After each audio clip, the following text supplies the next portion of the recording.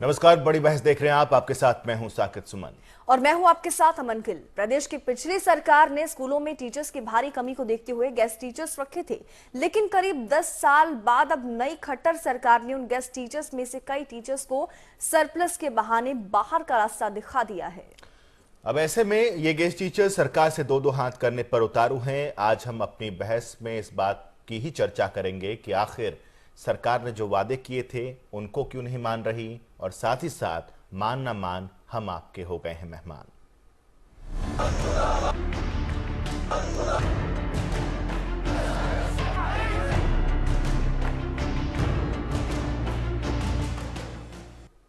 Surplus guest teachers को निकाले जाने के राज्य सरकार के फरमान के बाद स्कूल मुखियाओं के जरिए 3583 टीचर्स को टर्मिनेशन आदेश पहुंचाया जा चुका है, और जिसके बाद निकाले गए टीचर्स सरकार पर दबाव बनाने के लिए लगातार प्रदर्शन कर रहे हैं। गेस्ट टीचर्स को शिक्षकों की कमी के चलते भूपेंद्र सिंह हुड्डा सरकार के दौरान 2005 में सरकारी स्कूलों में पढ़ाने के लिए रखा गया था। झूठे वादे और खट्टर सरकार मुर्दाबाद के पोस्टर बैनर के साथ कड़ी धूप के बीच इस ग्राउंड में बैठकर अपनी नाराजगी जाहिर करते ये सभी वो गेस्ट टीचर्स हैं जो कल तक प्रदेश के स्कूली बच्चों के भविष्य तय करते थे, उन्हें आगे बढ़ने का रास्ता दिखाते थे। लेकिन आज इनके खुद का भविष्य अंधकारमय दिख रहा है, और उसकी वजह है प्रदेश सरकार की तरफ से अचानक सरप्लस के नाम पर गेस्ट टीचर्स को बाहर का रास्ता दिखाना। भूपेंद्र सिंह हुड्डा सरकार के दौरान साल 2005 में रखे गए 15,993 गेस्ट टीचर्स में से 4,073 टीचर्स को सरप्लस बताकर सरकार ने 3,583 टीचरों को टर्मिनेट कर दिया।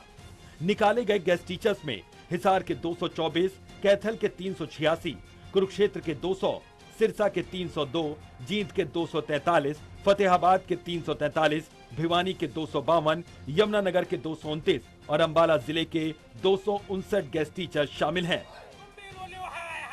सरकार के इस फरमान के बाद आंदोलन पर उतारू गेस्ट टीचर्स सरकार पर वादा खिलाफी का आरोप लगा रहे हैं।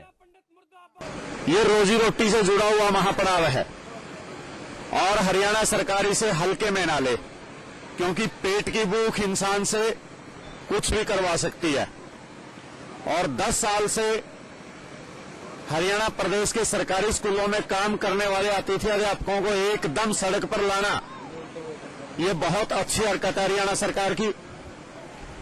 हम चेतावनी देना चाहते हैं हरियाणा सरकार को कि यदि आप रोजी रोटी दे नहीं सकते तो आपको छीनने का भी कोई अधिकार नहीं है।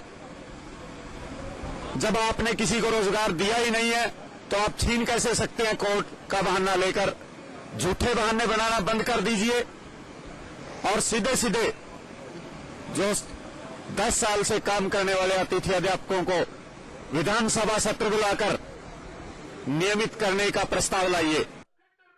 गेस्ट टीचर्स एसोसिएशन ने प्रदेश सरकार पर बेहद गंभीर आरोप लगाया है। एसोसिएशन का कहना है कि प्रदेश सरकार की ओर से लगातार गेस्ट टीचर्स को धमकियां दी जा रही हैं।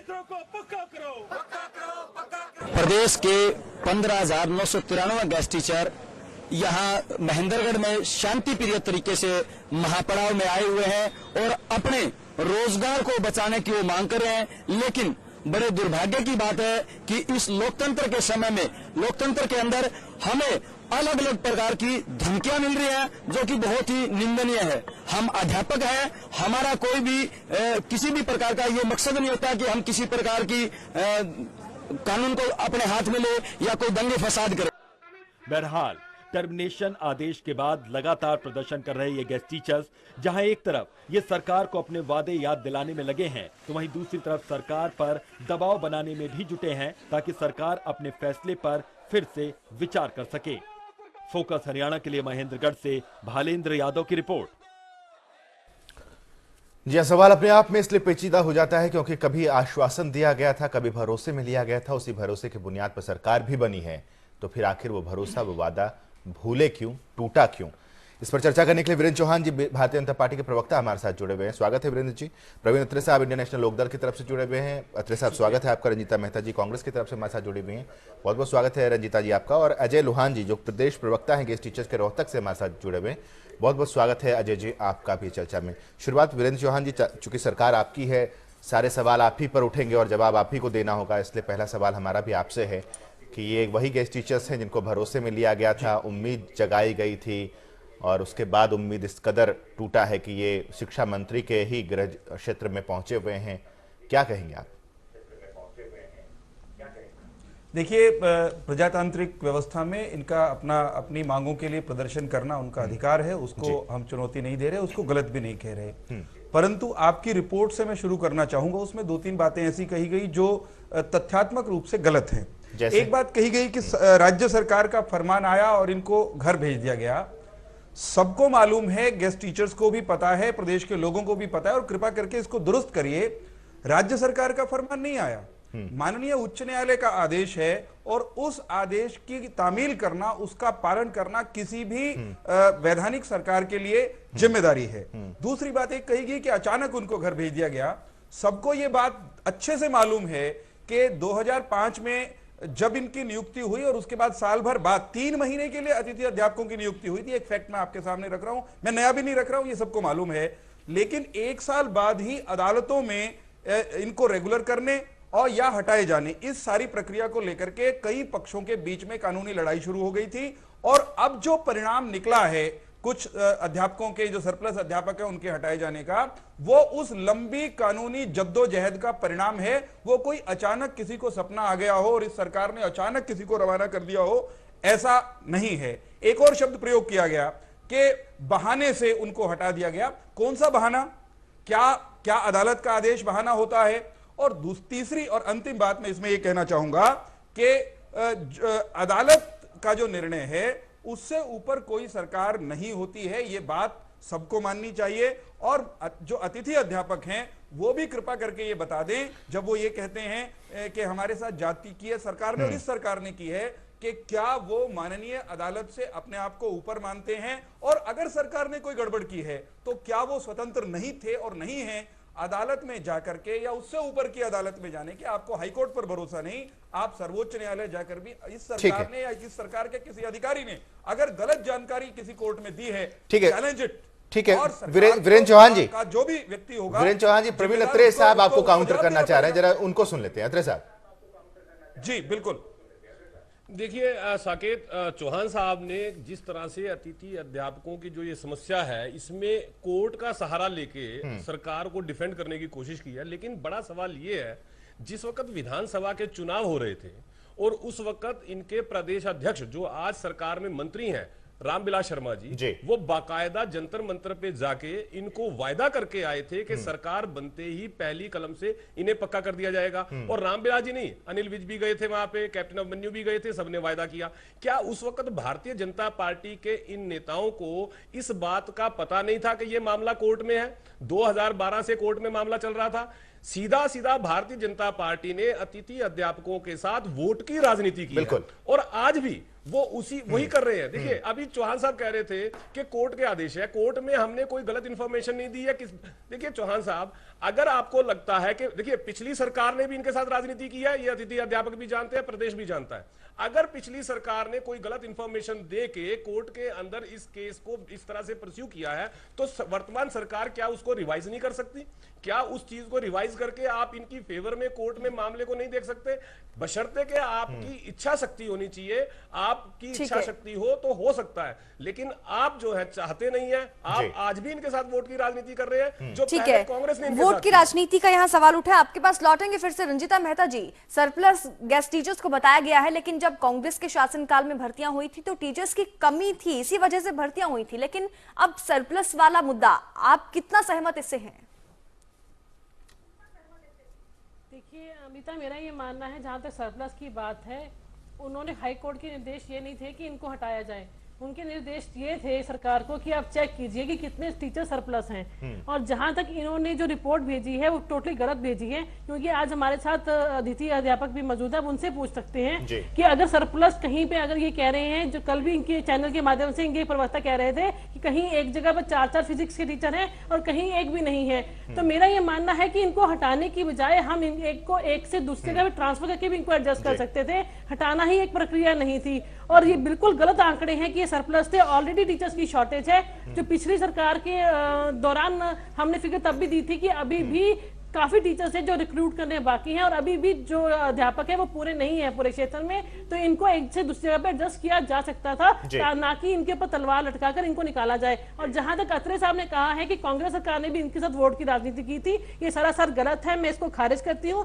कांग्रेस सरकार ने कभी भी इनको हटाने का काम नहीं किया। कांग्रेस सरकार ने अपने टेन्योर में इनको एडजस्ट किया है, 16,000 परिवारों की रोटी रोजी चलाई है और हमने जब तक इनको बचा सके हमने इनको बचाया है। हमने इनको हटाने का निर्देश ना होने दिया, ना कभी किया। बीजेपी सरकार ने आते ही इनको हटाने का काम किया है, तो सारा जो कसूर है वो बीजेपी सरकार का है, क्योंकि इन्होंने झूठा वादा किया था। रंजीता मेहता जी, ठीक है, आपने भी एक शब्द का इस्तेमाल किया कि जहां तक इनको बचाया जा सका हमने बचाया। बचाने की नौबत ही क्यों आती है? हमारे साथ गेस्ट टीचर्स के प्रवक्ता, अतिथि अध्यापक संघ के प्रवक्ता हमारे साथ जुड़े हुए हैं, अजय लोहान जी। जरा अजय लोहान जी, आपसे एक चीज हम यहाँ पर समझना चाहेंगे। आज जो तीनों राजनीतिक दल के प्रवक्ता यहाँ पर मौजूद हैं वो सारे के सारे आपके हमदर्द बन रहे हैं। कोई नहीं चाहता कि आप लोगों का बुरा हो, तो फिर कौन चाहता है कि आप लोगों का बुरा हो? आज जिस स्थिति में आप पहुंचे हैं उसके लिए जिम्मेदार आप किसे मानते हैं? ये कहा जा रहा है कि सरप्लस है आप लोगों की संख्या, किसे जिम्मेदार मानते हैं? वास्तविक स्थिति क्या है, जरा रखिए हमारे सामने।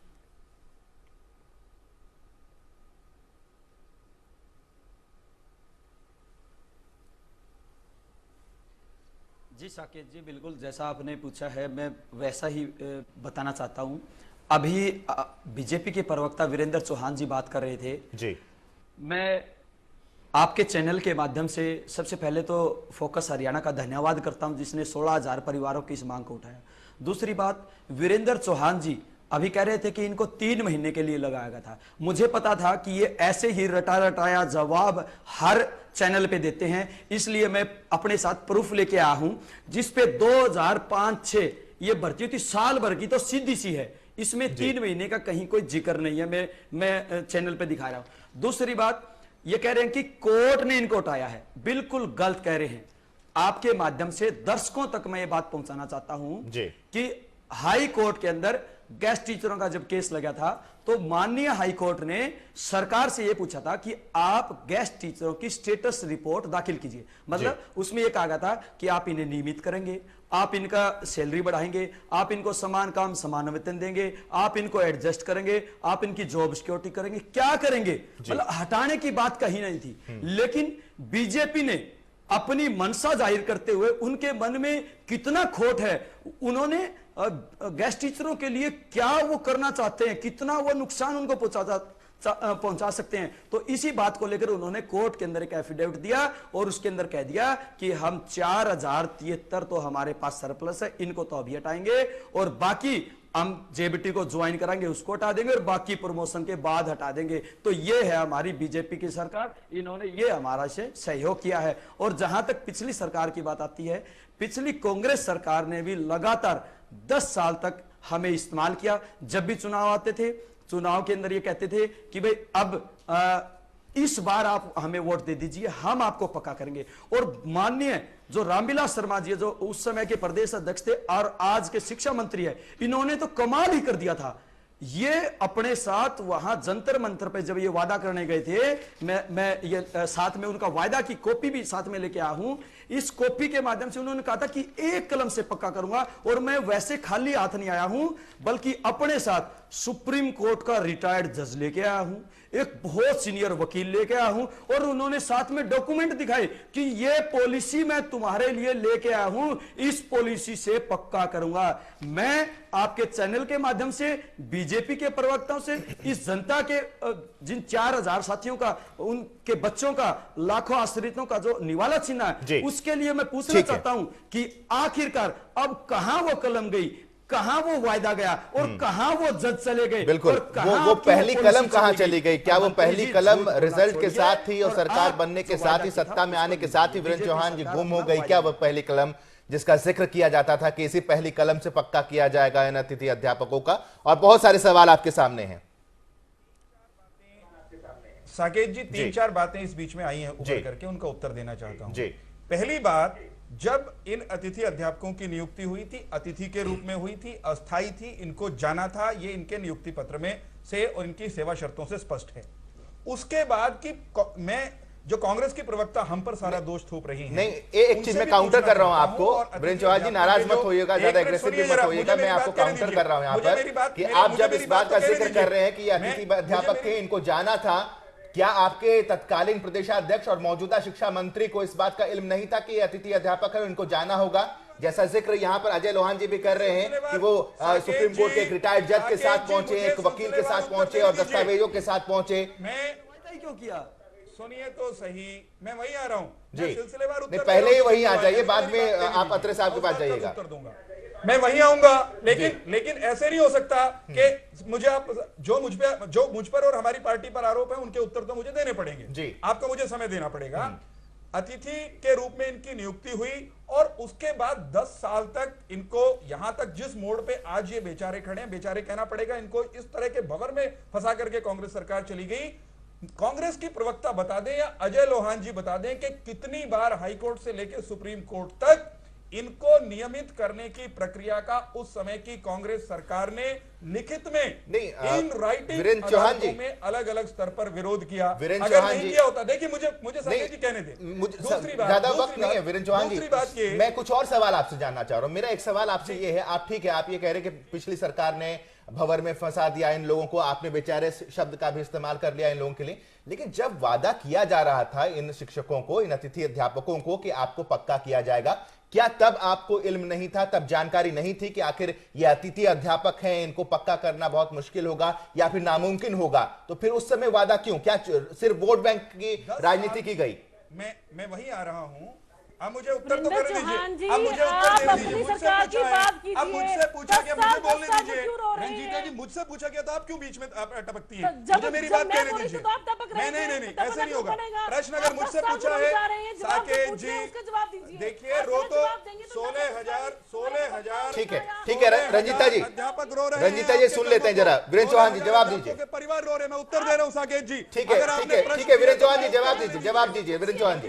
मुझे उत्तर देने दीजिए, साकेत जी मुझे उत्तर देने दीजिए। इनकी बारी में नहीं, फिर मैं बोलूंगा, बात बढ़ेगी नहीं। मैं ये कह रहा हूं कि हमारे उस समय के प्रदेश अध्यक्ष और आज के शिक्षा मंत्री इनके पास गए थे, अतिथि अध्यापकों के पास, उन्होंने वादा भी किया था, उन्होंने इनका दुख दर्द सुनने के बाद यह भी कहा था हम आपकी मदद करेंगे, और उन्होंने जिन शब्दों में कहा था उन शब्दों को भी मैं नहीं नकारता। मैं मौके पर नहीं था, रिकॉर्ड पर है कुछ चीजें, उनको कोई नकार नहीं सकता। परंतु क्या इस सरकार ने आकर के जिस भंवर में ये थे वहीं से तो निकालना पड़ेगा, वहीं से तो निकालने की कोशिश करनी पड़ेगी। जहां पर ये खड़े हैं उसकी जिम्मेदारी हमको मत दीजिए। नहीं तो क्या उस भंवर की जानकारी नहीं थी आपको? पर ये खड़े हैं, उस भंवर की जानकारी नहीं थी आपको कि किस भंवर में है ये? इनको अदालती प्रक्रियाओं में मामला इतना उलझा हुआ है वीरेंद्र चौहान जी, वहां से ये तमाम चीजें वादा करने से पहले आपको पता होनी चाहिए थी कि इनका जो मसला है वो अदालती भंवर में है या किस चक्रव्यूह में है। ये तमाम चीजें वादा करने से पहले होनी चाहिए थी। नहीं तो जो कांग्रेस और इंडियन नेशनल लोकदल आरोप लगाती है कि भारतीय जनता पार्टी की सरकार जो है वो अनुभवहीन सरकार है, ये जो डिसीजन है वो यही शो करता है कि आप लोग अनुभवहीन हैं, आपको पहले से नहीं जानकारी थी। अगर जानकारी थी तो एक चक्रव्यूह आपने तैयार किया जिसमें इन टीचर्स को आपने फंसा लिया और सिर्फ वोट बैंक की आपने राजनीति की, इसके अलावा आपने कुछ भी नहीं किया। इन लोगों का वोट लिया आपने, सरकार बनाई आपने और अब अपनी बातों से आप पलट रहे हैं। अगर आपको शुरुआती दौर में जानकारी नहीं थी तो ये शो करता है कि आप अनुभवहीन हैं, आपकी सरकार अनुभवहीन है। सच्चाई को नकारा नहीं जा सकता। अगर ये उनकी मदद करना चाहते हैं तो क्या चैनल के माध्यम से प्रवक्ता होने के नाते ये कर्मचारियों से वादा करते हैं कि हमने आपको बेरोजगार कर दिया, हमने चुनावी में झूठ मत बोलिए, बेरोजगार करने वाले आरोप नहीं लगा सकते हम पर। बेरोजगार करने वाले हमको जिन्होंने बेरोजगार किया वो हम पर, वो हमारे खिलाफ ये शब्द प्रयोग नहीं कर सकते। जिन्होंने इनको फंसा करके खड़ा किया, जिन्होंने इनको फंसाकर। ठीक है, लेकिन अब इस सवाल का जवाब तो अभी तक नहीं मिल पाया कि आखिर वादा करते वक्त क्यों ये सारे जो कानूनी पेच हैं ये ध्यान में नहीं रखे गए, या फिर ध्यान में होते हुए भी वोट बैंक के लिए इन्हें नजरअंदाज किया गया। एक छोटे से ब्रेक के लिए यहाँ रुकेंगे, ब्रेक के बाद लौटेंगे।